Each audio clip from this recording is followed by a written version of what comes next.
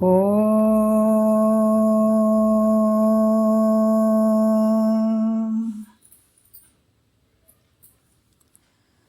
ಗುರುರ್ಬ್ರಹ್ಮ ಗುರುರ್ವಿಷ್ಣು ಗುರುರ್ದೇವೋ ಮಹೇಶ್ವರಃ ಗುರು ಸಾಕ್ಷಾತ್ ಪರಬ್ರಹ್ಮ ತಸ್ಮೈ ಶ್ರೀ ಗುರವೇ ನಮಃ. ಧ್ಯಾನಮೂಲೋ ಗುರುಮೂರ್ತಿ ಪೂಜ್ಯಮೂಲೋ ಗುರುಪಾದ ಮಂತ್ರಮೂಲೋ ಗುರುವಾಕ್ಯಂ ಮುಕ್ತಿಮೂಲೋ ಗುರುಕೃಪಃ. ಶ್ರೋತ್ರಿಯ ಬ್ರಹ್ಮನಿಷ್ಠ ಸದ್ಗುರು ಬಸವಾನಂದರ ಪಾದಕಮಲಗಳಿಗೂ ಹಾಗೂ ಅವರ ಪ್ರತಿರೂಪದಂಥ ನಿಜಗುಣಪ್ಪನವರ ಪಾದಕಮಲಗಳಿಗೂ ನನ್ನ ದೀರ್ಘದಂಡ ಪ್ರಣಾಮಗಳನ್ನು ಸಲ್ಲಿಸುತ್ತಾ, ಸದ್ಗುರು ಮಾರ್ಥಂಡ ಸಾಬಾಯಿ ಸದ್ಗುರುಳ ಪಾದಕಮಲಗಳಿಗೂ ಹಾಗೂ ರಾಯಪ್ಪ ಸದ್ಗುರುಳ ಪಾದಕಮಲಗಳಿಗೂ ನನ್ನ ದೀರ್ಘದಂಡ ಪ್ರಣಾಮಗಳನ್ನು ಸಲ್ಲಿಸುತ್ತಾ, ಗುರು ಸ್ವರೂಪರಾದಂಥ ನನ್ನ ಪತಿದೇವರಿಗೂ ಕೂಡ ನನ್ನ ದೀರ್ಘದಂಡ ಪ್ರಣಾಮಗಳನ್ನು ಸಲ್ಲಿಸುತ್ತಾ, ಮನದಲ್ಲಿ ಸ್ಮರಿಸಿಕೊಳ್ಳುತ್ತಾ, ತಮ್ಮೆಲ್ಲರಿಗೂ ವಂದಿಸುತ್ತಾ, ಇವತ್ತಿನ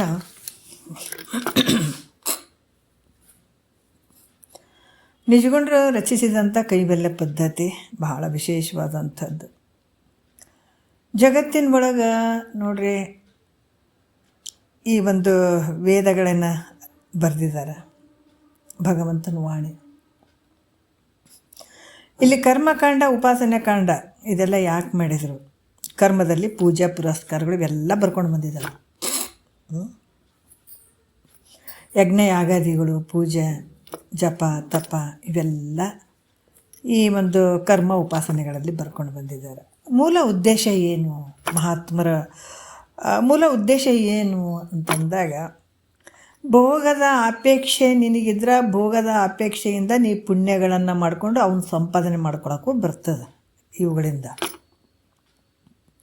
ಅದಕ್ಕಲ್ಲಿ ಕರ್ಮ ಉಪಾಸನೆಗಳ ಬಗ್ಗೆ ಹೇಳಿದರು. ಮತ್ತು ಈ ಜನ್ಮ ಸಾರ್ಥಕ ಮಾಡ್ಕೊಳ್ಬೇಕು, ಜನನ ಮರಣ ಅನ್ನುವಂಥದ್ದೇ ದೊಡ್ಡ ದುಃಖ ಅದು ನನಗೆ, ಇದರಿಂದ ನಾ ಬಿಡುಗಡೆ ಆಗಬೇಕಪ್ಪ ಅನ್ನುವಂಥ ಮುಮುಕ್ಷತ್ವ ಉಳ್ಳಂಥ ಒಂದು ಯಾರಿಗೆ ಮುಮುಕ್ಷಿಗಳಿಗೆ ಜ್ಞಾನವನ್ನು ಪಡ್ಕೊಳ್ಳೋಕೆ ಇವೆಲ್ಲ ಸಾಧನ ಆಗ್ತಾವೆ. ಯಾವುದು? ಈ ಕರ್ಮ ಮತ್ತು ಉಪಾಸನೆಗಳು.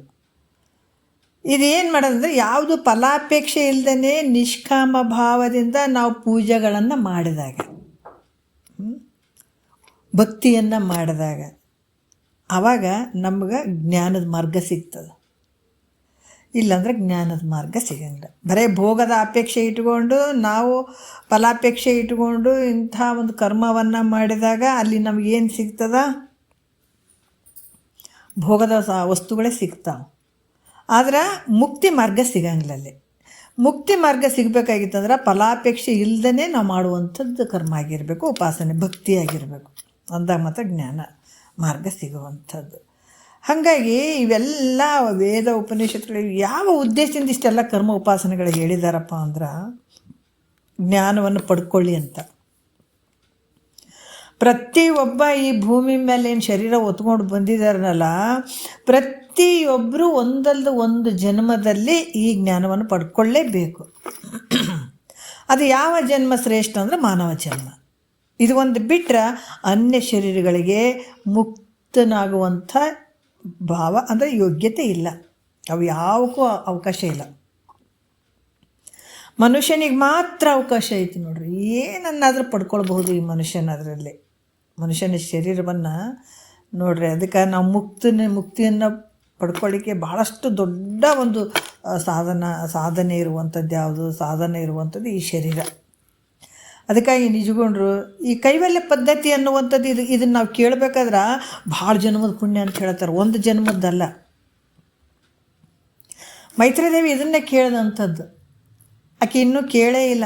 ಗಂಡಿಗೆ ಹೇಳಿದಳು, ನೀವು ಯಾವ ಸುಖಕ್ಕಾಗಿ ರಾಜ್ಯವನ್ನು ಇಂಥ ಒಂದು ಭೋಗದ ವಸ್ತುಗಳನ್ನು ಬಿಟ್ಟು ಹೋಗ್ತಾ ಇದ್ದೀರಿ, ಅದನ್ನು ಹೋಗಿ ನೀವು ಸನ್ಯಾಸವನ್ನು ಸ್ವೀಕಾರ ಮಾಡ್ತೀರಿ, ಅದು ಯಾತಕ್ಕೆ ಮಾಡ್ತೀರಿ? ಯಾವ ಸುಖಕ್ಕೆ ಇದಕ್ಕಿಂತ ದೊಡ್ಡ ಆನಂದ, ದೊಡ್ಡ ಸುಖ ಇದ್ದದಕ್ಕಾಗಿ ನೀವಿಲ್ಲ ಎಲ್ಲವನ್ನು ಬಿಟ್ಟು ಹೋಗ್ತಾ ಇದ್ದೀರಿ ಅಂತಂದ ಮೇಲೆ ಅದನ್ನು ನನಗೆ ಹೇಳಿಬಿಟ್ಟು ಹೋಗಿ ನೀವು ಇದನ್ನು ಸನ್ಯಾಸ ಸ್ವೀಕಾರ ಮಾಡಿರಿ ಅಂದ್ಳಕ್ಕೆ. ನನಗಿದನ್ನೆಲ್ಲ ತಿಳಿಸ್ರಿ. ನನಗೆ ಯಾವ ಭೋಗ ಭಾಗ್ಯಾದಿ ವಸ್ತುಗಳ ಬಗ್ಗೆ ನನಗೇನು ಬೇಕಾಗಿಲ್ಲ, ನನಗೇನು ಬೇಡ. ಆದ್ರೆ ಇದಕ್ಕಿಂತ ಒಂದು ದೊಡ್ಡ ಆನಂದ ಐತಲ್ಲ, ಅದನ್ನು ನನಗೆ ತಿಳಿಸ್ರಪ್ಪ ಅಂತ ಕೇಳಿದ್ರೆ, ಬರೀ ಕೇಳಿದಳಕ್ಕೆ ಅಷ್ಟೇ. ತಿಳಿಸ್ರಿ ಅಂದದಕ್ಕಾಗೆ ಇವರು ಯಾರು ಯಾಜ್ಞವಲ್ಕರು ಹೇಳ್ತಾರ, ಮತಿಯುಂಟೆ ಜಡರಿಗೆ ಅದ್ವೈತವನ್ನು ಅರಿಯಲಿಕ್ಕೆ ಸತಿನೀನೆ ಸುಕೃತಿ ಪೇಳುವೆನು ಕೇಳು ಅಂದ್ಬಿಟ್ರು ನೋಡ್ರಿ. ಅಬ್ಬಬ್ಬಾ, ಎಂತ ಈ ಮಾತು ಕೇಳಿದ್ರು ನೋಡ್ರಿ, ಎಂಥೊಬ್ಬರಿಗೆ ಹೆಂಗಾಗ್ತದ. ಮತಿಯುಂಟೆ ಜಡರ್ ಅಂತ ಹೇಳಿದಾರೆ ಅವರು. ಅಂದ್ರೆ ಈ ಜಗತ್ತಿನೊಳಗೆ ಕಾಣುವಂಥ ಜನರು ಎಲ್ಲರೂ ಅದಾರಲ್ಲ, ಅವ್ರಿಗೆ ಬುದ್ಧಿಗಿನ ಐತ ಆದಂತ ಹೇಳ್ಬೇಕಾ ಇಲ್ಲ ಅಂತ ಹೇಳ್ಬೇಕಾ? ಅಂದ್ರೆ ಬುದ್ಧಿ ಇರದೇ ಇರುವಂಥವ್ರು. ಅದಕ್ಕೆ ಮತಿಯುಂಟೆ ಜಡರಿಗೆ, ಇರಿ ಬುದ್ಧಿಗಿದ್ದೇ ಐತಿಲ್ಲ. ಜಡರ್ ಅಂತ ಹೇಳಿದಾರೆ. ಜಡರ್ ಅಂದ್ರೆ ಏನು? ತನ್ನ ಜ್ಞಾನನಿಲ್ಲ, ಪರರ ಜ್ಞಾನ ಇರದೇ ಇರುವಂಥದ್ದಕ್ಕೆ ಜಡ ಅಂತ ಹೇಳ್ತಾರೆ. ಮತ್ತು ಈ ಕಲ್ಲು, ಕಟ್ಟಿಗೆ, ಮಣ್ಣು ಇವೆಲ್ಲ ಅದಾವಲ್ರಿ, ಇವೆಲ್ಲ ಅದಾವಲ್ಲ ನಮ್ಗೆ ಕಾಣಿಸ್ತವೆ. ಜಡವಾಗಿರುವಂಥ ವಸ್ತುಗಳು ಕಾಣ್ತಾವಲ್ಲ, ಆ ಥರ ಇರುವಂಥ ಜಡರು ಅಂತ ಹೇಳ್ತಾರೆ ಅವರು. ಅದಕ್ಕೆ ಮತಿಯುಂಟೆ ಜಡರಿಗೆ ಅದ್ವೈತವನ್ನು ಅರಿಯಲಿಕ್ಕೆ, ಇಂಥ ಅದ್ವೈತ ವಿಷಯವನ್ನು ಅರಿಯುವಂಥದ್ದು ಇಂಥ ಜಡರಿಗೆ ಆಗ್ತದೆ. ಜಗತ್ತಿನೊಳಗೆ ಎಲ್ಲ ಶರೀರ ಹೊತ್ಕೊಂಡು ತಿರುಗಾಡ್ತಾವೆ ನೋಡು, ಅಂಥವಕ್ಕೆಲ್ಲ ಇಂಥದ್ದು ಅರ್ಥಕೊಳ್ಳುವಂತಹ ಒಂದು ಭಾಗ್ಯ ಐತೇನಂದ್ರೆ ಇಲ್ಲ. ಅದಕ್ಕೆ ಅಂಥ ಒಂದು ಇದರಲ್ಲಿ ನೀ ಕೇಳಕತ್ತಿದೆ, ಏನು ಕೇಳಕತ್ತಿದೆ? ಅದ್ವೈತ ವಿಷಯವನ್ನು ಹೇಳ್ರಿ ಅಂತ ಕೇಳಕತ್ತಿ ಅಂದಾಗ ಸುಕೃತಿ ಅಂತ ಹೇಳ್ಯಾರ. ಅಂದ್ರೆ ನೀ ಭಾಳ ಪುಣ್ಯಾತ್ಮಳು ಅಂತ ಹೇಳಿದಾರೆ ಅವರು. ದೊಡ್ಡ ಪುಣ್ಯ ಅದು. ಪೇಳುವೆನ ಕೇಳು ನೋಡ್ರಿ, ನಾ ಹೇಳ್ತೀನಿ ಕೇಳು ಮೈತ್ರ. ಯಾರು ಜಗತ್ತಿನೊಳಗೆ ನಿನ್ನಂತೆ ಪದಪಿಂದೆ ಕೇಳಿದವರು ಯಾರು ಉಂಟಂತ ಹೇಳಿದಾರ? ನಿನ್ನಂಗೆ ಕ್ರಮವಾಗಿ ಕೇಳ್ತೀನಿ ಅನ್ನೋರು ಜಗತ್ತಿನೊಳಗೆ ಯಾರದಾರ ಮೈತ್ರ? ಏನು ಅದ್ಭುತ ಹೇಳ್ತಾರೆ ನೋಡ್ರಿ. ಯಾರು ಹೇಳ್ತಾರೆ ಹೇಳ್ರಿ? ಎಲ್ಲೋ ಒಬ್ಬರು ಅವ್ರು ಕೇಳ್ತಾರೆ ಅಂದ್ರೆ ಒಂದು ಜನ್ಮದ ಪುಣ್ಯ ಅಲ್ಲ ಅದು, ಎಷ್ಟೋ ಜನ್ಮಾಂತರದಿಂದ ಮಾಡಿದಂಥ ಪುಣ್ಯದ ಫಲ ಈ ಒಂದು ಭಾವ ಬಂದದ ಅಂತ ತಿಳ್ಕೊಬೇಕಂತಾರೆ ಮಹಾತ್ಮರು. ಅದಕ್ಕೆ ನಾವೆಲ್ಲರೂ ಕುಂತು ಏನು ಒಂದು 40 ನಿಮಿಷ ಈ ವಿಚಾರಗಳನ್ನು ಮಾಡ್ತೀವಲ್ಲ, ಇದು ಒಂದು ಜನ್ಮದ್ದಲ್ಲ, ಜನ್ಮಾಂತರ ಒಂದು ಪುಣ್ಯದ ಫಲ. ಅದಕ್ಕೆ ಅಷ್ಟೇ ಹೇಳ್ರಿ ಅಂತ ಕೇಳಿದದಕ್ಕೆ ಸುಕೃತಿ ಪೇಳುವೆನು ಕೇಳು ಅಂತ ಮೈತ್ರಾದೇವಿಗೆ ಯಾಜ್ಞವಲ್ಕರು ಹೇಳ್ದಂಗೆ ನಾವು ಕೇಳೋಕೆ ಕುಂತೀವಿ ಅಂದ್ರೆ ನಾವು ಎಷ್ಟು ಪುಣ್ಯ ಮಾಡೀವಂತ ನಮ್ಮ ಬೆನ್ನು ನಾವು ಚಪ್ಪರಿಸ್ಕೊಳ್ಬೇಕು. ನೀ ಏನು ಪೂಜೆ ಪುರಸ್ಕಾರ ಮಾಡಿದ್ರು ಕೂಡ ಇಲ್ಲಿಗೆ ಬರಬೇಕು. ಮತ್ತು ಇದನ್ನು ತಿಳ್ಕೊಳ್ರಿ, ಮತ್ತೆ ತಿಳ್ಕೊಬೇಕು ನಾವು. ಈಗ ಎಷ್ಟು ಮಂದಿ ಇಲ್ರಿ ಭಾಳ ಪೂಜೆ ಪುರಸ್ಕಾರ ಎಲ್ಲ ಮಾಡ್ತಾರಂದ್ರೆ ಅವ್ರು ಮತ್ತೆ ಇಲ್ಲಿಗೆ ಬರಬೇಕು. ಮತ್ತು ಭೋಗದ ಅಪೇಕ್ಷೆಯಿಂದ ಅವ್ರೇನಾದರೂ ಇವು ಯಜ್ಞ ಕರ್ಮಗಳನ್ನು ಮಾಡಿದ್ರು ಅಂತಂದ್ರೆ ಅವರು ಅಂಥ ಭೋಗಾದಿ ವಸ್ತುಗಳನ್ನು ಪಡ್ಕೊತಾರೆ. ಅದು ಶಾಶ್ವತವಾದಂಥ ಸುಖ ಐತೆ ಅನ್ನೋದ್ರೆ ಇಲ್ಲ, ಕ್ಷಣಿಕವಾದಂಥ ಸುಖ. ಆದರೆ ಇದು ಕೂಡ ಹೆಂಗೈತಪ್ಪ ಅಂತಂದ್ರೆ ಇದು ಯಾವಾಗಲಿರುವಂಥ ಆನಂದ. ಅದಕ್ಕೆ ಇಲ್ಲಿ ಕೂಡ ಹೇಳ್ತಾರ, ಇವೆಲ್ಲ ಯಾತಕ್ಕೆ ಹೇಳಿದಾರ ಅಂತಂದ್ರೆ ಇಂಥ ಆನಂದವನ್ನು ಪಡ್ಕೊಳ್ಳಿ ಅನ್ನೋದಕ್ಕಾಗಿ ಕರ್ಮ ಉಪಾಸನೆ ಹೇಳಿದ್ದಂಥದ್ದು. ಇದನ್ನು ಯಾರು ಫಲಾಪೇಕ್ಷೆ ಇಲ್ದೇ ಮಾಡ್ಕೊತ ಹೋಗ್ತಾರ, ಕೊನೆಗೆ ಈ ಜ್ಞಾನಕ್ಕೆ ಬರಬೇಕು. ಅವರೆಲ್ಲ ಈಗೇನು ಪಾಳಿ ಹಚ್ಚಿದಂಗೆ ಇಲ್ಲರಿ, ಅವ್ರು ಎಷ್ಟು ಪೂಜೆ ಮಾಡ್ತಾರೆ, ನಮ ಅಂತಾರೆ, ಬೆಳಗ್ಗೆಯಿಂದ ನಮ ಅಂತಾರಂದ್ರೆ ಈ ಜ್ಞಾನಕ್ಕೆ ಬರೋಕೆ ಪಾಳಿ ಅಂತ ಅನ್ಬೇಕು. ಈಗ ನಾವು ಮುಂದದೀವಿ, ಮುಂದಿನ ಪಾಳ್ಯಾಗದೀವಿ. ಯಾಕಂದ್ರೆ ನಾವು ಜ್ಞಾನಕ್ಕೆ ಬಂದಿದ್ದೀವಿ. ಈಗ ಅದೆಲ್ಲ ಮುಗಿಸಿ ನಾವು ಜ್ಞಾನಕ್ಕೆ ಬಂದಿದ್ದೀವಿ.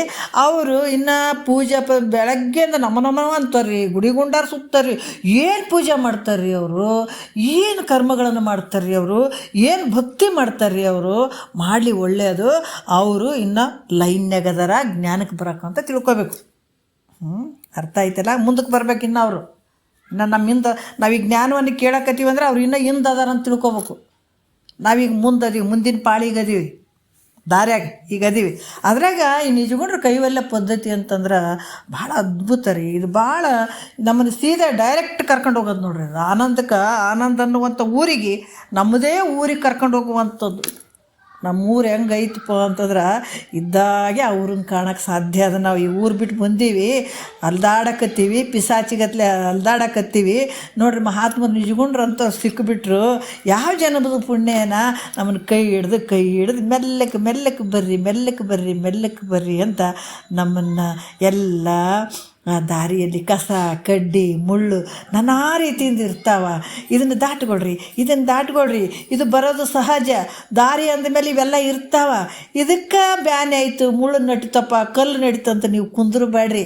ಕುಂತ್ರ ನಿಮ್ಮ ಊರು ಅಂತ ಅಂದದ ಊರು ಅದು ಸಿಗಂಗಿಲ್ಲ ನಿಮ್ಗೆ. ಅದಕ್ಕೆ ಅವುಗಳೆಲ್ಲ ದಾಟ್ಕೊಂಡು ನಿನ್ನ ಆನಂದದ ಊರು, ನೀವು ಊರು ಬಿಟ್ಟು ಬಂದಿಯಪ್ಪ, ಅದಕ್ಕೆ ಭಾಳ ದುಃಖ ಆಗ್ಯದ, ನೀವು ಹಿಂಗೆ ಬರ್ರಿ ಅಂತೇಳಿ ಕೈ ಹಿಡ್ದು ಮೆಲ್ಲಕ್ಕೆ ಕರ್ಕೊಂಡು ಹೋಗ್ತಾ ಇದ್ದಾರೆ. ಯಾತಕ್ಕಂದ್ರೆ ನಮ್ಮ ಪುಣ್ಯದ ಬಲದಿಂದ ಮಹಾತ್ಮರು ಸಿಕ್ಕಾರಂತ ತಿಳ್ಕೋಬೇಕು. ಹೌದಾ? ದಿವಸ ಸ್ವಲ್ಪ ಕರ್ಕೊಂಡು ಕೈ ಹಿಡ್ದು ಕರ್ಕೊಂಡು ನಮಗೆ ಒಂದು ಮನಸ್ಸಿನಲ್ಲಿ ಒಂದು ಉತ್ಸಾಹ ಭಾವವನ್ನು ತುಂಬಿಕೊಂಡು, ಇಲ್ಲ ಯಾವುದಕ್ಕೂ ಹೆದರಬೇಡ್ರಿ, ಏನೂ ಆಗಲ್ಲ, ಏನಿದ್ರೂ ಕೂಡ ಅದರಲ್ಲೇ ಕೂತ್ಕೊಳ್ಬೇಡ್ರಿ, ಇನ್ನು ಮುಂದಕ್ಕೆ ಬರ್ರಿ, ನಿಮ್ಮ ಆನಂದದ ಊರು ಅದ್ಭುತ ಐತಪ್ಪ, ನಿನ್ನ ಊರು ನೀನು ಈ ಶರೀರದಲ್ಲೇ ಕಾಣೋಕ್ಕೆ ಸಾಧ್ಯ ಅದ, ಕಾಣ್ರಿ ಅಂತ ನಮ್ಮನ್ನು ಕೈ ಹಿಡ್ದು ಕರ್ಕೊಂಡು ಹೋಗ್ತಾ ಇದ್ದಾರೆ ಅಂದಾಗ ಭಾಳ ಜನ್ಮದ ಪುಣ್ಯ ಇದು, ಸಾಮಾನ್ಯ ಅಲ್ಲ. ನಮ್ಗೆ ಅನಿಸ್ಬೋದು ಏನೋ ಒಂದು 3-4 ಗಂಟೆ ಕೂತ್ಕೊಂಡು ಏನೋ ಕೇಳಕತ್ತೀವಿ, ಅವ್ರು ಏನೋ ಹೇಳಕತ್ತಾರಂತ ನಮ್ಗೆ ಅನಿಸ್ಬೋದು. ಯಾಕೆ ಈ ಪದೇ ಈ ಮಾತಾಡ್ತೀನಿ ಅಂದ್ರೆ, ನಾ ಮಾಡುವಂಥದ್ದು ಇವತ್ತು ವಿಚಾರಗಳನ್ನು ಮಾಡ್ತಾ ಇದ್ದೀವಲ್ಲ, ಇದು ಸಾಮಾನ್ಯದ್ದಲ್ಲ, ಇದು ಎಲ್ಲರಿಗೂ ಸಿಗುವಂಥದ್ದು ಅಲ್ಲ.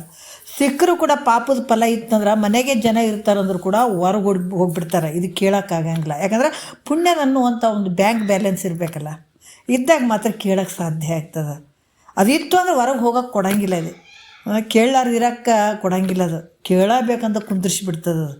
ಹಂಗೆ ಇದು ಇರೋವಂಥದ್ದು. ಮತ್ತು ಇಲ್ಲಿ ಮಹಾತ್ಮರು ಯಾರಿಗೆ ಜಾಣರು ಅಂತಾರಂತ ನಿನ್ನೆ ವಿಷಯ ಬಂತು. ಜಾಣ ಆದಂಥವ ಏನು ಮಾಡ್ತಾನೆ, ಇದ್ರಾಗ ನಿನ್ನೆ ಕೂಡ ಹೇಳಿದ್ರು ಕಡು ಜಾಣ ಅಂತ ಹೇಳಿದ್ರು, ಕಡು ಜಾಣ. ಮತ್ತು ಇನ್ನೂ ಒಂದು ವಿಚಾರವನ್ನು ಕಡು ಜಾಣ ಅಂತ ಹೇಳಿದ್ರು. ಕಡು ದಡ್ಡ ಅಂದ್ರೆ ಯಾರಪ್ಪ ಜಗತ್ತಿನೊಳಗೆ? ನಮಗೆ ಹೇಳೋದದು, ಬೇರೆ ಯಾರಿಗೆ ಹೇಳಕತ್ತಿಲ್ಲ ನೋಡ್ರಿ. ನಾವು ಅರ್ಥ ಮಾಡ್ಕೋಬೇಕು, ಮಹಾತ್ಮರು ಯಾರ್ಯಾರಿಗೂ ಹೇಳಕತ್ತೀರಿ ಅಂತಲ್ಲ, ನಾವು ಶರೀರ ತೊಟ್ಕೊಂಡು ಬಂದೀವಲ್ಲ, ನಮಗೆ ಹೇಳಕತ್ತಿದ್ದು. ಪ್ರತಿಯೊಬ್ಬರು ಯಾರ್ಯಾರು ಶರೀರ ತೊಟ್ಕೊಂಡು ಬಂದೀವಿ, ಶರೀರಧಾರಿಗಳಾಗಿ ಇರುವಂಥ ಈ ನಮಗೆಲ್ಲ ಹೇಳುವಂಥ ವಿಚಾರ ಇವು. ಅದಕ್ಕೆ ಅವ್ರು ಹೇಳ್ತಾರೆ ಕಡು ದಡ್ಡ ಯಾರಂದ್ರೆ ಬರೀ ಸಂಸಾರ ನಂಬಿ ಸಾಯೋರಿಗೆ ಬರೀ ಸಂಸಾರದಲ್ಲೇ ಹೋಗ್ತದೆ ನೋಡ್ರಿ. ಅದು ಬೇರೆ ಏನಿರಂಗಿಲ್ಲ, ಅದಕ್ಕೆ ಬರೀ ಸಂಸಾರ ಅನ್ಕೊಂಡು ಅದನ್ನು ಕಟ್ಕೊಂಡು ಅದನ್ನು ಬುತ್ತಿ ತಂದದ್ದು ಅದನ್ನೇ ತಿಂತದ, ಅದನ್ನೇ ಕಟ್ಕೋತದ, ಮತ್ತು ಅದೇ ಬುತ್ತಿ ಕಟ್ಕೊಂಡು ಹೋಗುವಂಥದ್ದು. ಅದು ಕಡು ದಡ್ಡ ಅಂತ ಹೇಳ್ತಾರೆ, ಅದು ಕಡು ದಡ್ಡ. ಮತ್ತು ಕಡು ಜಾಣ ಅಂದರೆ ಯಾರು ಅಂತಂದಾಗ, ಅವರು ಬೇರೆ ಏನು ಬೇಕಾಗಿಲ್ಲಪ್ಪ, ಈ ಸಂಸಾರದ ಮೇಲೆ ತುಂಬ ಎಷ್ಟು ಉದಾಸೀನ ಭಾವ ಬರುವಂಥದ್ದು ಬಂದು ಅವ್ರೇನು ಮಾಡ್ತಾರೆ, ನಮಗೇನು ಬೇಡ, ಆದರೆ ಪಾರಮಾರ್ಥ ಸದ್ಗುರುವಿನ ವಾಕ್ಯನೇ ಸಾಕು, ಅದನ್ನು ತಿನ್ನೋಣ, ಅದನ್ನೇ ಸಾಧನೆ ಮಾಡ್ಕೊಳ್ಳೋಣ, ಶ್ರವಣ ಮನನ ನಿಧಿಧ್ಯಾಸ ಇಷ್ಟು ಒಂದಿದ್ರೆ ಸಾಕಪ್ಪ ಅಂತ ಅದರಲ್ಲೇ ಭಾವ ಇಟ್ಕೊಂಡು ಹೋಗ್ತಾನಲ್ಲ, ಇದು ಕಡು ಜಾಣ ಅಂತ ಹೇಳ್ತಾರೆ. ಮತ್ತು ಈಗ ಬರೀ ಜಾಣ ಅಂತ ಇಲ್ಲಿ ಹೇಳ್ತಾ ಇದ್ದಾರೆ ಮಹಾತ್ಮರು. ಇದು ಜಾಣ ಅಂದರೆ ಯಾರಪ್ಪ ಅಂದ್ರೆ ಲೌಕಿಕ ಪರಮಾರ್ಥ ಎರಡನ್ನು ಬಿಡದೆ ಕೂಡಿ ನಡೆಸುತ್ತೀಯ ನಿಂತು ಅಂತ ಹೇಳ್ತಾರೆ. ಇದಕ್ಕೆ ಜಾಣ ಅಂತ ಹೇಳ್ತಾರೆ. ಏನು ಹೇಳ್ತಾರೆ 16ನೆಯ ಪದದಲ್ಲಿ, ಜಾಣನು ಲೌಕಿಕ ಪರಮಾರ್ಥವೆರಡನ್ನು ಮಾಡದೆ ಕೂಡಿ ನಡೆಸುತ್ತೀಯ ನಿಂತು ಅಂತ ಹೇಳ್ತಾರೆ. ಇದಕ್ಕೆ ಜಾಣ ಅಂತ ಏನಂದ್ರೆ ಎರಡೂ ಮಾಡ್ಕೋತಾನೆ. ಯಾವ ರೀತಿ ಮಾಡ್ಕೋತಾನೆ ಅಂತಂದ್ರೆ, ಒಂದು ದೃಷ್ಟಾಂತ ಬರ್ತದೆ. ಒಬ್ಬ ರಾಜ ಇರ್ತಾನೆ, ಮೊದಲೇ ಬಂದಿರ್ತದೆ. ಆ ಒಂದು ರಾಜ್ಯದಲ್ಲಿ ಯಾರು ಅಧಿಕಾರ ತಗೊಳ್ತಾರೆ, ರಾಜರಾಗ್ತಾರೆ, ಆ 1 ವರ್ಷ ರಾಜ್ಯಭಾರ ಮಾಡಿಬಿಟ್ಟು ನಂತರ ಅದನ್ನು ಎಲ್ಲೋ ಒಂದು ದಟ್ಟವಾದ ಅಡವ್ಯಾಗ ಅದನ್ನು ಹಾಕಿ ಬಿಟ್ಟು ಬರೋದು. ಯಾವ ಪ್ರಾಣಿ ಪಕ್ಷಿಗಳು ತಿಂದು ಮುಗಿಸ್ಬಿಡ್ತಾವೆ, ಸತ್ತೋಗೋದು. ಅಷ್ಟು ದಟ್ಟವಾದ ಕಾಡಿನಾಗ ಅದನ್ನು ಬಿಟ್ಟು ಬರ್ತಾರೆ 1 ವರ್ಷ ಆದಮೇಲೆ. ಆ ರಾಜನ ಅವಧಿ ಮುಗೀತು. ಪ್ರತಿ ವರ್ಷ ಒಬ್ಬೊಬ್ಬರು ಅದೇ ಥರ ಮಾಡಬೇಕಾಗ್ತಿರ್ತದೆ. ಎಲ್ಲರೂ ತಮ್ಮ ಪಾಳಿ ಬಂದಾಗ ನಡುಗ್ತಿರ್ತಾರೆ. 1 ವರ್ಷ ರಾಜ್ಯಭಾರ ಮಾಡಿದ್ಮೇಲೆ ನಾವು ಸತ್ತು ಹೋಗಿಬಿಡ್ತೀವಿ, ಎಲ್ಲೆಲ್ಲೋ ಹಾಕಿಬಿಡ್ತಾರಲ್ಲ ಅಂತ ಭಾಳ ಹೆದರ್ತಿರ್ತಾರೆ. ಅದ್ರಾಗ ಒಬ್ಬನು ಮಾತ್ರ, ನಾನು ಈ ವರ್ಷ ನಾನೇ ಆಗ್ತೀನಿ ರಾಜ ಅಂತ ಹೇಳಿದ. ಆಯಿತು ಆಗಲಿ ಅಂತ ಅಂದರು. 1 ವರ್ಷ ರಾಜ್ಯಭಾರ ಮಾಡ್ದ.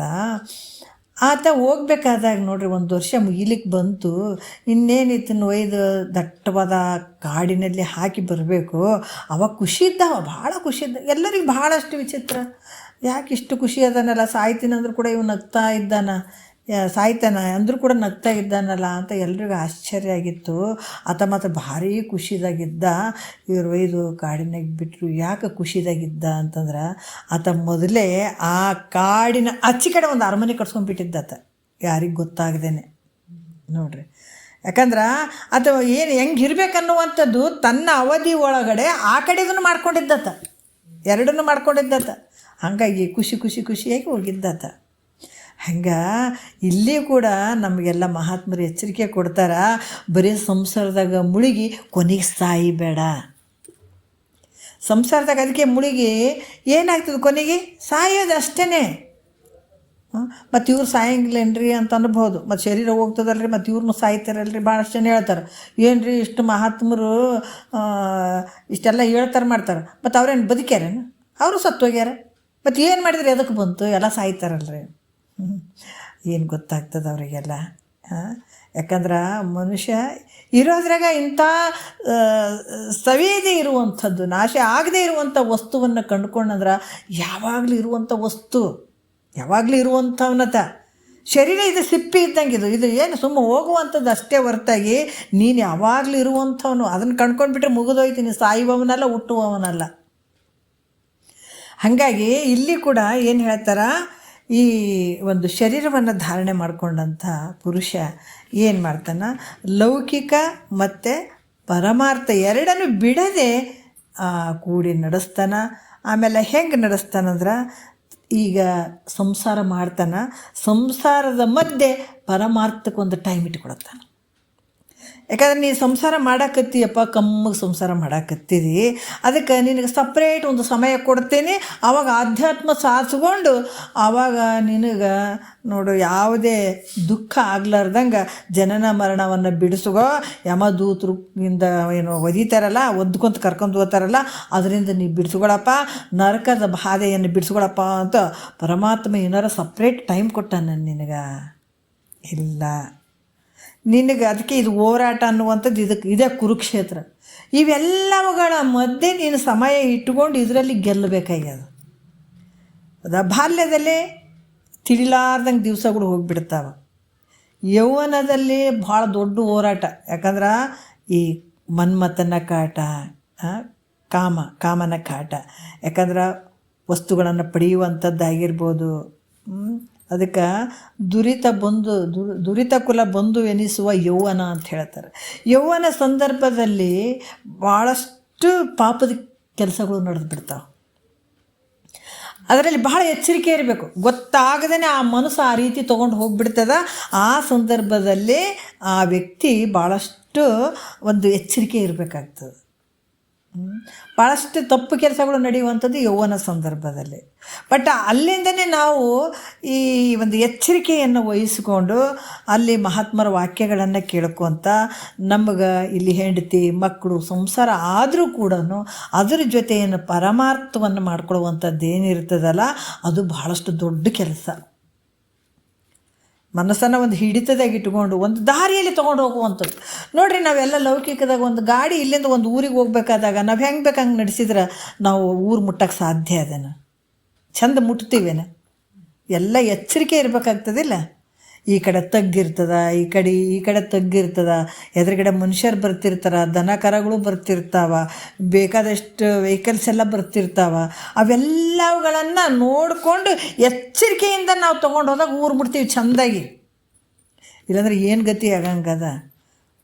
ನಾವು ಅಂಥವೆಲ್ಲ ಚಂದ ಮುಟ್ತೀವಲ್ಲ, ಮನಸ್ಸನ್ನು ಶುದ್ಧವಾಗಿ ಇಟ್ಕೊಂಡು ಒಂದು ಮಾರ್ಗದಲ್ಲಿ ತೊಗೊಂಡು ಹೋದೆ ಅಂದ್ರೆ ನೀನು ಅಂಥ ಅನಂತದ ಊರನ್ನು ತಲುಪಕ್ಕೆ ಸಾಧ್ಯ ಅಂತ ಮಹಾತ್ಮರು ಹೇಳ್ತಾರೆ ಇಲ್ಲಿ. ಮತ್ತು ಅವಾಗ ಏನು ಮಾಡೋಕೆ, ಮನಸ್ಸು ಯಾಕಡೆ ಕಚ್ಪಿಚ್ಚಿ ಬಿಟ್ಟು ನೋಡ್ರಿ, ಕೂಡಿದ ಗಾಡಿ ಓಡಿಸಿದ್ರೆ ಎಲ್ಲೇ ಹೋಯ್ತು ತಗ್ಗಿಗೆ ಹಾಕಿಬಿಡ್ತಾನೆ. ಮನಸ್ಸು ಯಾಕಡೆ ಕಡೆನೇ ಇತ್ತು ಅಂದ್ರೆ ಹೋಯ್ತು ತಗ್ಗಿಗೆ ಹಾಕಿಬಿಡ್ತಾನೆ. ಯಾರ ಮೇಲೆ ಆಯಸ್ಸಿರ್ತಾನೆ. ಇಲ್ಲ ಮನಸ್ಸು ಮನೆ ಕಡೆ ಇತ್ತು, ಹೆಂಡತಿ ಮಕ್ಕಳು ಚಿಂತೆ ಇತ್ತು, ಆ ಚಿಂತೆ ಇತ್ತಂದ್ರೆ ಆ ಗದ್ದದಾಗ ಎಲ್ಲೋ ಹೋಗಿ ಗುದ್ದಿ ಬಿಡ್ತಾನೆ. ಇವೆಲ್ಲ ನಡೀತಾವಿಲ್ಲ. ಅದ್ರಂಗೆ ಇಲ್ಲಿ ಕೂಡ ನೀವು ಹುಟ್ಟಿ ಬಂದಿಯಪ್ಪ ಅಂತಂದ್ರೆ ಮನಸ್ಸು ಆ ಕಡೆ ಈ ಕಡೆ ಬಿಡಬೇಡ. ಸ್ವಲ್ಪ ಕೈಯಾಗಿ ಗಟ್ಟಿ ಹಿಡ್ಕೊ ಒಂಚೂರು. ಹಿಡ್ಕೊಂಡು ಮತ್ತು ಹೆಂಗೆ ಹಿಡ್ಕೊಳಕ್ಕೆ ಬರ್ತದೆ, ಅದು ಹಿಡ್ಕೊಳಕ್ಕೆ ಬರಂಗಿಲ್ಲಲ್ಲ. ಅಂದ್ರೆ ಹಿಡ್ಕೊಳಕ್ಕೆ ಬರ್ತದೆ, ಮಹಾತ್ಮರು ತಿಳಿಸ್ತಾರೆ ನಿನಗೆ ಹಿಡ್ತಾ. ಆದ್ರೆ ಕುಂದ್ರೋದು ಕಲಿ ಫಸ್ಟ್, ಕುಂತು ಕೇಳೋದು ಕಲಿ ಫಸ್ಟ್. ಅದು ಹಿಡ್ತಕ್ಕೆ ಬರ್ತದೆ. ಅದನ್ನು ಹಿಡ್ತಕ್ಕೆ ಬಂದು ಅದನ್ನು ಹಿಡ್ಕೊಂಡು ನೀವು ಒಳ್ಳೆ ಮಾರ್ಗದಾಗ ಹೋದೆ ಅಂದ್ರೆ ನಿನಗೆ ಆನಂದ ಐತದ. ಏನು ಸುಮ್ಮನೆ ಹೇಳಕತ್ತಾರ ಮಹಾತ್ಮರು, ನಿನಗೆ ದಾರಿ ತಪ್ಸಕ್ಕೆ ಹೇಳ್ತಾರ. ನೀನು ಆನಂದವಾಗಿ ಇರೋದಕ್ಕೆ ಹೇಳಕತ್ತಾರ. ಸ್ವಲ್ಪ ಕಷ್ಟ, ಯಾಕಂದ್ರೆ ಗುಳಿಗೆ ಅಂದಗಳೇ ಫಸ್ಟ್ ಏನು ಮಾಡ್ತದೆ, ಗುಳಿಗೆ ಅಂದಗಳು ನಮ್ಗೆ ಏನು ಮಾಡ್ತದೆ ನೆನಪು ಬರ್ತಲ್ಲ. ಸ್ವಲ್ಪ ಎಲ್ಲರಿಗೆ ಆ ಗುಳಿಗೆ ಬರೀ ಕಹಿ ಇರ್ತಾವ್ರಿ. ಯಾರು ಖುಷಿಪಟ್ಟು ಗುಳಿಗೆ ತೊಗೋತೀವೇನ್ರಿ ನಾವು. ನಮಗೆ ಆರಾಮಿರಬಾರ್ದು, ಭಾಳಷ್ಟು ತ್ರಾಸಾಗಿರಬೇಕು. ಯಾಕಂದ್ರೆ ರೋಗ ಬಂದಾಗ ಏನು ತೊಗೊಳ್ಬೇಕು, ಗುಳಿಗೆನೇ ತೊಗೋಬೇಕದು. ಗುಳಿಗೆ ರುಚಿ ಏನು, ಕಹಿ ಅದ. ಅದ್ರ ಗುಳಿಗೆ ಪರಿಣಾಮ ಏನು, ರೋಗ ವಾಸಿ ಮಾಡ್ತದೆ. ನಾನು ಆರಾಮಾಗಿ ಆಗ್ತೀನಿ.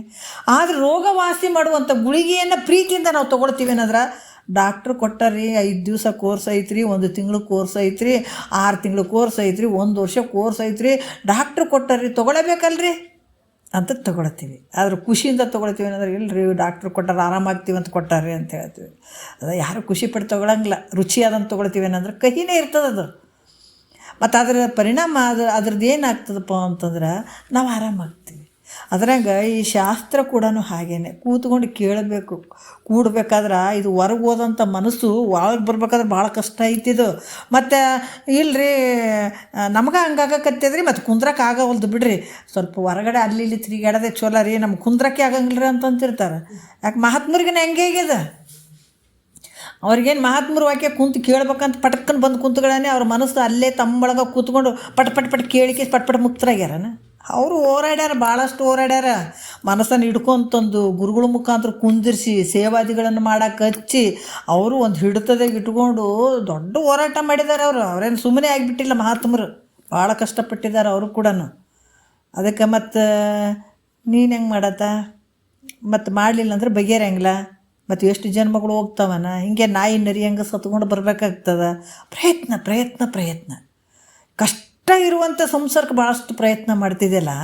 ಮತ್ತು ಇದು ಸುಖನೇ ಐತಂತ ಮಹಾತ್ಮರು ಡಂಗುರು ಸಾರಕತ್ತಾರ, ಆದರೂ ಮನಸ್ಸು ಕೂಡೋವಲ್ದು ಅಂದ್ರೆ ಇದು ಎಂಥ ಅನ್ಯಾಯ ರೀ. ಅದಕ್ಕೆ ಹಿಡ್ದು ಎಳ್ಕೊ, ಆ ಮನಸ್ಸನ್ನು ಎಳ್ಕೊಂಡು ಗುರುವಾಕ್ಯದ ಕಡೆ ಗಮನ ಕೊಡಿಸಿ 1 ಸಲ ಕುಂದಿರ್ಸು, 2 ಸಲ ಕುಂದಿರ್ಸು, 3 ಸಲ ಕುಂದಿರ್ಸಿದೆ ಅಂದ್ರೆ ಬರ್ತಾ ಮನಸ್ಸು ಕುಂದ್ರಕ್ಕೆ ಶುರು ಮಾಡ್ತದೆ. ಕುಂತಂದ್ರೆ ಅವಾಗ ಗುರುವಾಕ್ಯವನ್ನು ಕೇಳೋಕೆ ಶುರು ಮಾಡ್ತದೆ. ಕೇಳಿತಂದ್ರೆ ಅದಕ್ಕೆ ಗೊತ್ತಾಗ್ತದೆ, ತೋ ಏನೇನೋ ತಿಳ್ಕೊಂಬಿಟ್ಟಿದ್ನಪ್ಪ ನಾನು, ಇದೇನು ಇರಲಾರ್ದನ ಆದ ಅನ್ಕೊಂಡ್ಬಿಟ್ಟಿದ್ದೆ, ಅದೆಲ್ಲ ನಾಶ ಆಗುವಂಥದ್ದು ಸತ್ಯ ಅಂತ ತಿಳ್ಕೊಂಡಿದ್ದೆ, ಅದ್ರ ಹಿಂದೆ ಬೆನ್ನು ಬಿದ್ದಿದ್ನಪ್ಪ, ಎಷ್ಟು ಆನಂದ ಐತಲ್ಲ ಗುರುವಾಕ್ಯದಾಗ, ಹಿಂಗೆ ಅಂತ ಅವಾಗ ತಿಳಿಲಿಕ್ಕೆ ಶುರು ಆಯಿತು ಅಂದಾಗ ನಿನ್ನ ಮನಸ್ಸು ಹೋಗು ಅಂದ್ರದ್ದು ಹೋಗಂಗಿಲ್ಲ. ಏನಾರು ಬಯಸು ತಿನ್ನೋದ್ರನ್ನ ಅದು ಮಾಡಂಗಿಲ್ಲ. ಅದು ಗೊತ್ತಾಗಿಬಿಟ್ಟಿರ್ತದೆ, ಅದಕ್ಕೆ ಎಲ್ಲಟು ಗೊತ್ತಾಗಿಬಿಡ್ತದೆ. ಅರೇ ನಾವು ಹೋಗಂಗಿಲ್ಲಪ್ಪ ಅಂತದ್ದು. ನೀನು ಹೋಗಿ ತಿನ್ನೋ ಅಂದ್ರೆ ಕೂಡ ತಿನ್ನಂಗಿಲ್ಲ, ಅದನ್ನು ಬಯಸಂದ್ರೂ ಬಯಸಂಗಿಲ್ಲ. ಯಾಕಂದ್ರೆ ಅದು ಪಕ್ಕ ಗೊತ್ತಾಗ್ಬಿಡ್ತು, ಎಲ್ಲನೂ ಗೊತ್ತಾಗ್ಬಿಡ್ತು. ಅದಕ್ಕೆ ಮನಸ್ಸಿಗೆ ವಿಷಯಗಳನ್ನು ತಿಳಿಸಿಬಿಟ್ಟಾಗ ಅದು ಏನು ಬಯಸಂಗಿಲ್ಲ.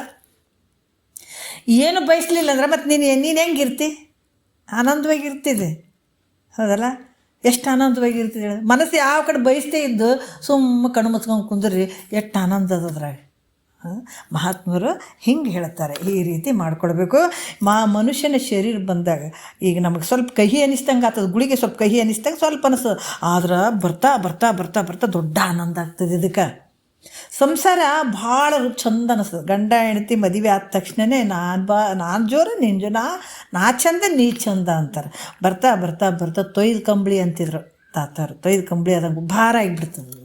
ಅದು ಹಂಗೆ ಶುರು ಆಗ್ತದೆ. ಹಂಗೆ ಅದು ಭಾಳ ಮೊದಲು ರುಚಿ ಕಾಣಿಸ್ತದೆ, ಆಮೇಲೆ ಬರೀ ದುಃಖ ಅದರಿಂದ ಬರ್ತಾ ದುಃಖನೇ ಐತೆ ಅದಕ್ಕೆ. ಆದ್ರೆ ಪರಮಾರ್ಥ ಹಂಗಲ್ಲ. ಮೊದಲು ಸ್ವಲ್ಪ ಕಹಿ ಅನ್ನಿಸ್ತದೆ, ಕುಂತು ಕೇಳಬೇಕಾದಾಗ ಬರ್ತಾ ಅದು ದೊಡ್ಡ ಸಿಹಿ ಆನಂದ ಅದು. ಅದಕ್ಕೆ ಇರಬೇಕಾದಾಗ ಸಂಸಾರವನ್ನು ಬಿಡಬೇಕಾಗಿಲ್ಲ. ಸಂಸಾರದ ಜೊತೆಗೆ ಒಂದು ಟೈಮ್ ಇಟ್ಟುಕೊಂಡು ಗುರುವಾಕ್ಯವನ್ನು ಕೇಳಿ ಸತತ ಚಿಂತನ ಮಂಥನ ಮಾಡುವಂಥದ್ದು ಜೀವಾತ್ಮನಿಗೆ ಯೋಗ್ಯ. ಈ ಒಂದು ಸಂಸಾರ ಮಾಡುವಂಥ ಸಂದರ್ಭದಲ್ಲಿ ಯಾವಾಗ ನೀನು ಯೌವನದ ಸಂದರ್ಭದಲ್ಲಿ ಮನಸ್ಸನ್ನು ಗಟ್ಟಿ ಹಿಡ್ಕೊಂಡು ಇದನ್ನು ಕೇಳ್ತಾ ಹೋಗ್ತಿದ್ದಿ, ಯಾಕಂದ್ರೆ ಮುಪ್ಪಿನ ಅವಸ್ಥೆ ಒಳಗೆ ಆಗಂಗಿಲ್ಲ. ಇಂದ್ರಿಯಗಳು ಕ್ಷೀಣ ಆಗಿರ್ತಾವೆ, ಮನಸ್ಸು ಗದ್ಲಕ್ಕೆ ಬಿದ್ದಿರ್ತದೆ, ಆಮೇಲೆ ಕುಂತು ಕೇಳೋಕ್ಕೂ ಆಗಂಗಿಲ್ಲ. ಯಾವ ರೀತಿಯಿಂದ, ಯಾಕಂದರೆ ಎಲ್ಲ ಒಂದು ವಿಚಾರಗಳು ಅಲ್ಲಿ ತುಂಬಿಕೊಂಡು ಮತ್ತು ಈ ವಿಚಾರಗಳನ್ನು ಮಾಡುವಂಥ ಒಂದು ಸ್ಥಿತಿ ಅಲ್ಲಿ ಇರೋಂಗಿಲ್ಲ. ಹಾಗಾಗಿ ಇಂಥ ಯೌವನದ ಒಂದು ಸಂದರ್ಭದಲ್ಲಿ ಕೂಡ ನೀನು ನಿನ್ನ ಮನಸ್ಸನ್ನು ಸರಿಯಾಗಿ ಇಟ್ಟುಕೊಂಡು ಸದ್ಗುರು ವಾಕ್ಯವನ್ನು ಕೇಳ್ತಾ ಹೋದಾಗ ನಿನ್ನ ಮುಂದೆ ದೊಡ್ಡ ಆನಂದ ನಿನಗಾಗ್ತದಪ್ಪ ಅಂತ ಹೇಳ್ತಾರೆ ಅವರು. ಹಾಗಾಗಿ ಇಲ್ಲಿ ಕೂಡ ಕೆಲವ್ರು ಹೇಳ್ತಾರೆ, ಅಲ್ರಿ ಗುರುಗಳು ಹೇಳ್ತಾರೆ ಖರೆ, ಆದ್ರೆ ಇಲ್ಲಿ ಭಾಳಷ್ಟು ಸಂಸಾರದಲ್ಲಿ ಇಂಥ ದೊಡ್ಡ ಸಂಸಾರ ಕಷ್ಟ ಸುಖಗಳು ಇರ್ತಾವೆ. ಇಂಥ ಸುಖವನ್ನು ಹೊಂದಲಿಕ್ಕೆ ನಮ್ಗೆ ಬರ್ತದೇನು ಅಂದ್ರೆ ಬರ್ತದಂತ ಹೇಳ್ತಾರೆ. ಬೇಕಾದಷ್ಟು ಕಷ್ಟ ಸುಖ ಅದಕ್ಕೆ ಹಿಂದೆಲ್ಲ ಹೇಳ್ಕೊಂಡು ಬಂದಾರ. ಸುಖ ಬಂದದಂತೂ ಕುಂದ್ರಬೇಡ, ದುಃಖ ಬಂದದಂತೂ ಕುಂದ್ರಬೇಡ. ಸುಖ ಬಂದದಂತ ಕುಂತ್ರ ನಿಜಗೊಂಡ್ರೆ ನೋಡ್ರಿ ದೊಡ್ಡ ರಾಜರವರು. ಇದನ್ನು ನಾವೇನು ನೋಡಕತ್ತೀವಲ್ಲ, ಇದರ ಅನುಭವ ಏನು ಬರೆದಿದ್ದಾರ, ಹೇಳಿದಾರಲ್ಲ. ಇದು ಉಪನಿಷತ್ತುಗಳ ಒಂದು ಸಾರ. ಇದು ಸಾಮಾನ್ಯ ಸಾರ ಅಲ್ಲ. ಇದು ಉಪನಿಷತ್ತಿಗೆ ಒಂದೊಂದು ಶಬ್ದಕ್ಕೂ ಬೆಲೆ ಕಟ್ಟಕ್ಕಾಗದೇ ಇರುವಂಥ ವಿಚಾರಗಳದಾವೆ ಇದ್ರಾಗ. ಅದಕ್ಕೆ ಇದೇನು ಬರೆದಿದ್ದಾರಲ್ಲ ಈ ಗ್ರಂಥ ನಿಜಗೊಂಡ್ರದ್ದು ಯಾಕಷ್ಟು ನಮಗೆ ಎಫೆಕ್ಟ್ ಕೊಡ್ತದೆ ಅಂತಂದ್ರೆ, ನಿಜಗೊಂಡ್ರೆ ಪ್ರತಿಜ್ಞೆ ಮಾಡಿದಾರ. ಈ ಗ್ರಂಥವನ್ನು ಯಾರು ನೋಡ್ತಾರ, ಯಾರು ಕೇಳ್ತಾರ, ಯಾರು ಹೇಳ್ತಾರ ಅವ್ರು ಮುಕ್ತರಾಗಲೇಬೇಕು ಅನ್ನುವಂಥ ಒಂದು ಪ್ರತಿಜ್ಞೆ ಐತಿ ಇದಕ್ಕೆ.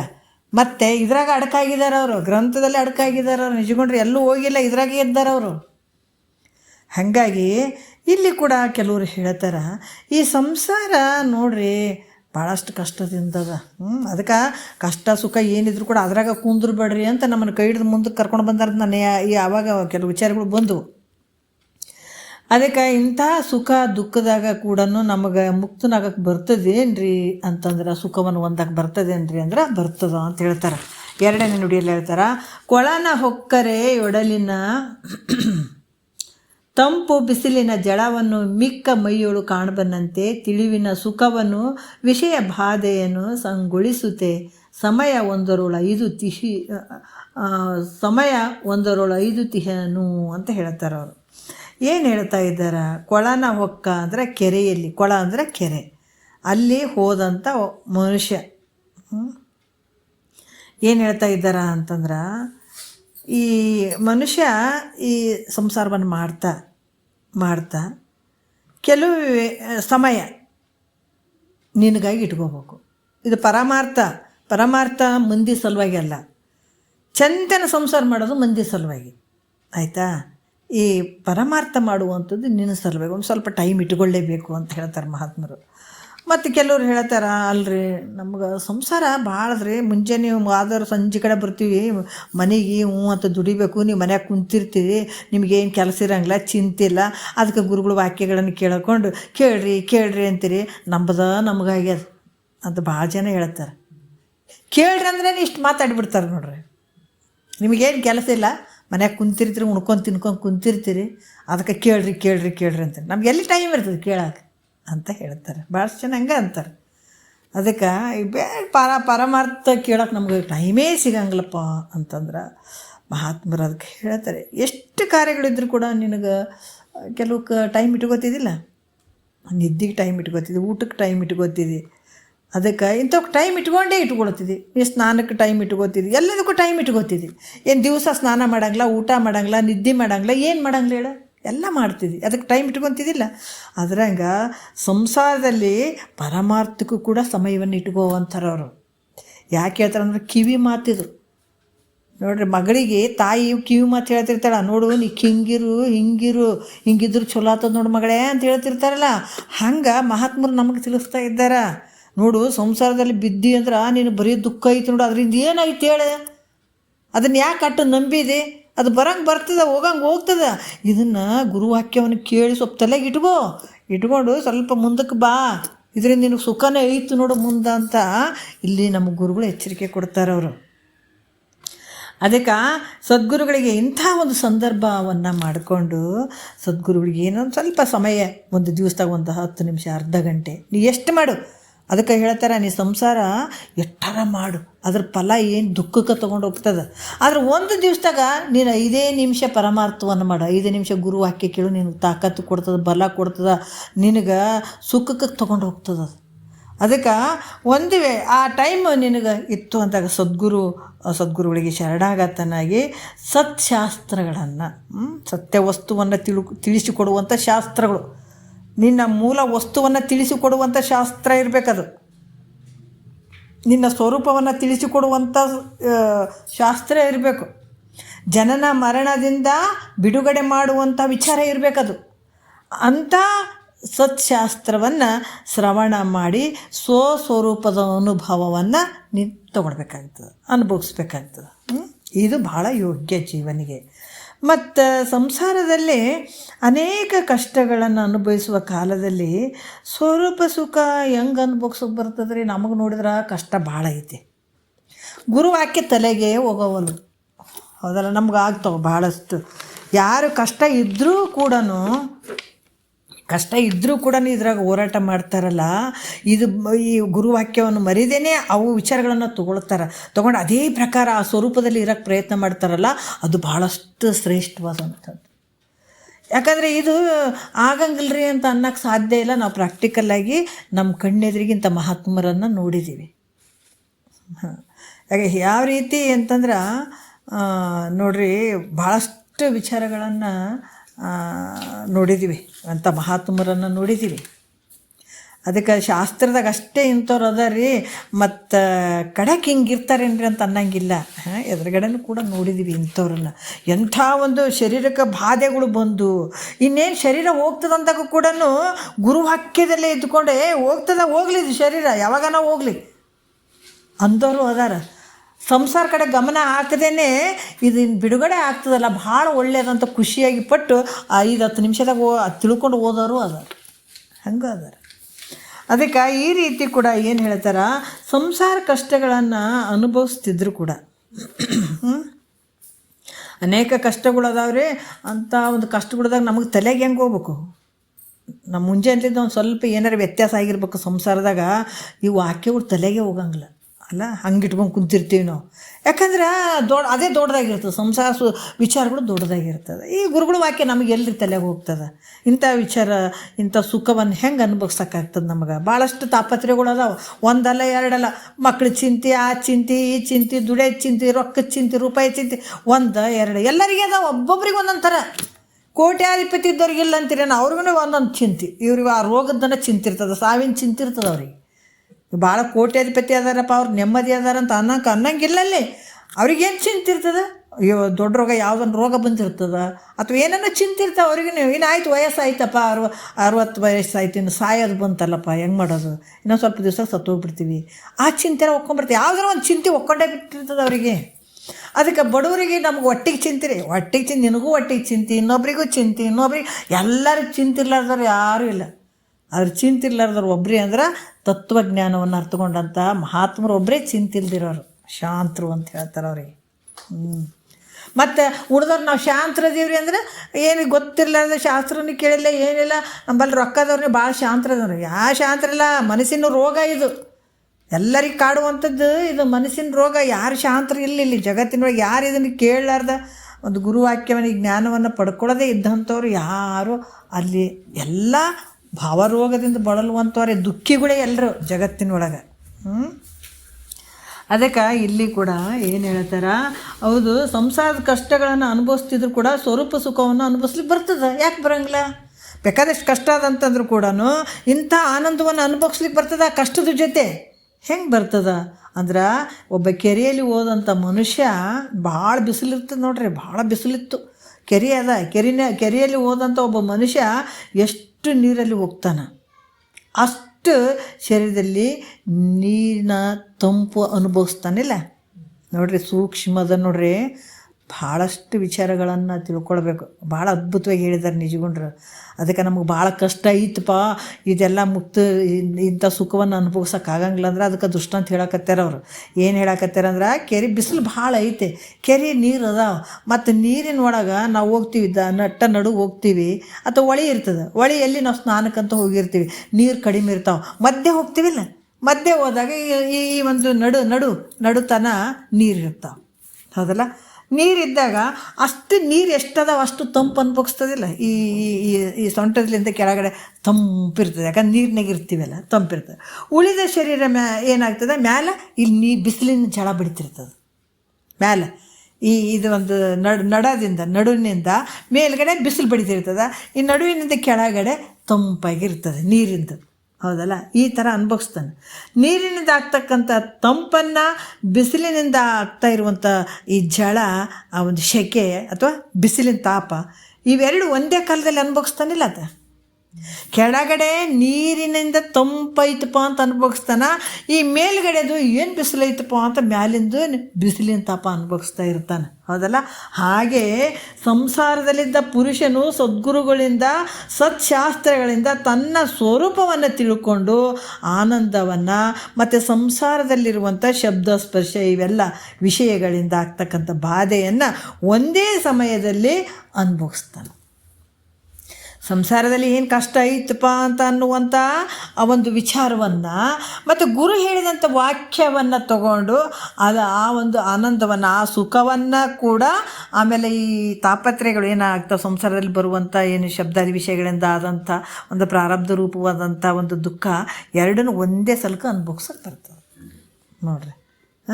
ಅದಕ್ಕೆ ಒಂದೇ ಸಮಯದಲ್ಲಿ ಅನುಭವಿಸ್ತಾನೆ. ಹೀಗೆ ಮಾಡೋದ್ರಿಂದ ಅವನಿಗೆ ಸಂಸಾರದಲ್ಲಿ ನೋಡ್ರಿ, ಹಿಂಗೆ ಮಾಡೋದ್ರಿಂದ ಏನಾಗ್ತದಪ್ಪ ಅಂತಂದ್ರೆ, ಮತ್ತು ಹೆಂಗ್ರಿ ಒಂದೇ ಸಲಕ ಅನ್ಭೋಗ್ಸೋಕೆ ಬರ್ತದಂದ್ರೆ, ಹಿಂಗೆ ಮಾಡೋದ್ರಿಂದ ಏನಾಗ್ತದಪ್ಪ, ನೀನು ಸಂಸಾರದ ಜೊತೆಗೆ ಇದನ್ನು ಕೇಳ್ತಾ ಹೋದರೆ ಅದು ಸಂಸಾರದಲ್ಲಿ ಏನೇ ಬಾಧೆಗಳು ಬಂದರೂ ಕೂಡ ಅವನಿಗೆ ದುಃಖ ಅನ್ಸಂಗಿಲ್ಲ. ಇದು ಅಂತ ತಿಳ್ಕೋಬೇಕು. ಅದಕ್ಕೆ ಗುರು ದಿನ ಪ್ರತಿನಿತ್ಯ ನಾವು ಯಾಕೆ ಕೇಳ್ಬೇಕಂದ್ರೆ, ಒಂದು ವಜ್ರದ ಕವಚ ಶುರು ಆಗ್ತದ್ರಿ ನಮ್ಗೆ.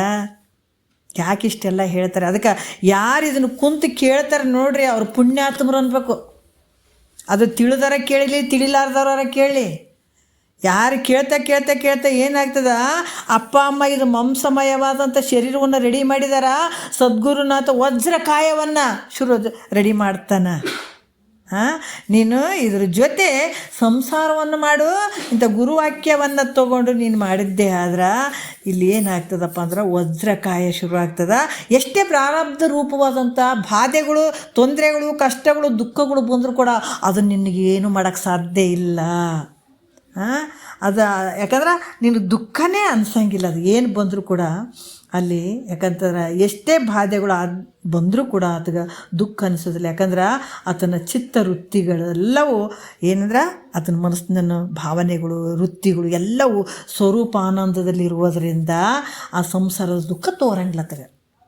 ಆತ ಎಲ್ಲಿ ಮನಸ್ಸಿಟ್ಟಿದ್ದ ಹೊರಗೆ ಇಟ್ಟಿದ್ನಲ್ಲ ಅವಾಗ ದುಃಖ ಐತೆ. ಯಾವಾಗ ಅದನ್ನು ತೊಗೊಂಡು ಸ್ವರೂಪದಲ್ಲಿ ಇಟ್ಕೊಂಡು ಬಿಡ್ತಾನೆ, ಈ ದುಃಖಗಳು ಯಾವ ಗೊತ್ತಾಗಂಗಿಲ್ಲ, ಇರೋದೇ ಇಲ್ಲ ನೋಡ್ರಿ. ದುಃಖಗಳು ಇದ್ದರೂ ಕೂಡ ಆ ಬಾಧೆ ನಿನಗೆ ಕೊಡಂಗಿಲ್ಲ, ತೊಂದರೆ ಕೊಡಂಗಿಲ್ಲ. ಇರ್ತಾವೆ ದುಃಖ ಇಲ್ಲ ಅಂತಿಲ್ಲ, ಆದರೆ ಅದರದ್ದು ಒಂದು ಬಾಧೆ ನಿನಗಾಗಂಗಿಲ್ಲ. ದುಃಖಗಳು ತೋರೋದಿಲ್ಲ. ಇದರಿಂದ ಪುರುಷ ಇದನ್ನೇ ಇಂಥದನ್ನು ಮಾಡಿಕೊಂಡು ಎರಡನ್ನ ಆನಂದವಾಗಿ ಮಾಡ್ತಾನೆ. ಏನೇ ಪ್ರಾರಬ್ಧ ಇದ್ರೂ ಕೂಡ ಆತ ಆನಂದವಾಗಿ ಇರೋಕ್ಕೂ ಸಾಧ್ಯ ಅದ. ಯಾಕಂದರೆ ಇದಕ್ಕೆ ದುಃಖ ಟಚ್ ಆಗೋದೇ ಇಲ್ಲಲ್ಲ. ಹಾಗಾಗಿ ಇಂಥ ಪುರುಷನು ಜಾಣನು. ಇದನ್ನು ಯಾರು ಮಾಡ್ಕೊಳ್ತಾರ, ಎರಡನ್ನ ಮಾಡ್ಕೊಳ್ತಾನಲ್ಲ, ಇದಕ್ಕೆ ಜಾಣ ಅಂತ ಹೇಳ್ತಾರೆ. ಈ ಪ್ರಕಾರ ಮುಂದಿನ ಜನ್ಮಗಳು, ಯಾಕಂದ್ರೆ ಇದೇ ರೀತಿ ಕೂಡ ಮಾಡಿಕೊಂಡು ಅಥವಾ ಮುಂದಿನ ಜನ್ಮಗಳು ಬರದಂಗೆ ಮಾಡಿಕೊಳ್ಳುವಂಥದ್ದು ಯೋಗ್ಯ ಜೀವಾತ್ಮನಿಗೆ ಅನ್ನುವಂಥ ವಿಚಾರಗಳನ್ನು ಭಾಳ ಚಂದ ಹೇಳ್ತಾರೆ. ಇದನ್ನು ನೋಡ್ಕೊಂಡು ಇವತ್ತು ಅಮಾವಾಸ್ಯೆ ಐತೆ, ಅದರ ಪ್ರಯುಕ್ತ ನಾವು ಒಂದು ಸ್ವಲ್ಪ ಗುರುಸ್ತುತಿಯನ್ನು ಮಾಡಿ ಆತನ ಕೃಪಾಶೀರ್ವಾದ ನಾವೆಲ್ಲರೂ ಪಡ್ಕೊಳ್ಳೋಣ. ನಾನು ಈ ಗುರುಗಳ ಒಂದು ಅಷ್ಟೋತ್ತರ ನಾಮಾವಳಿ, ಒಂದು ಶರಣ ಜನರ ಸದು ಹೃದಯ ನಳಿ ನದಳು, ಎರಡು ಮುಗಿಸ್ಬಿಟ್ಟು ಮಂಗಳಾರತಿ ಮಾಡೋಣ. ನಿಮ್ಗೆ ಯಾಕಂದರೆ ಏನು ಭಾಳಷ್ಟು ಟೈಮ್ ಬೇರೆ ಬೇರೆದಕ್ಕೆ ಯೂಸ್ ಮಾಡ್ತೀವಿ. ಒಂದು 5 ನಿಮಿಷ ನಾವು ಕೂತ್ಕೊಂಡು ಕೇಳಿ, ಯಾಕಂದರೆ ಕಿವಿಗಳಿಗೆ ಇವೆಲ್ಲ ಬೀಳಬೇಕಾಗ್ತದೆ. ಕೇಳಿದ್ರು ಕೂಡ ಧನ್ಯರಾಗ್ತಾರೆ. ಹಾಗಾಗಿ ಒಂದು 5 ನಿಮಿಷ ಸ್ವಲ್ಪ ಸಮಯ ತೊಗೊಂಡು ಇದನ್ನು ನಾವು ಸ್ತುತಿ ಮಾಡೋಣ ಅಂತ ಹೇಳಿ ಒಂದೆರಡು ಮಾತು ಗುರುಗಳ ಪಾದಕ್ಕೆ ಅರ್ಪಿಸಿ ಹರ ಓಂ.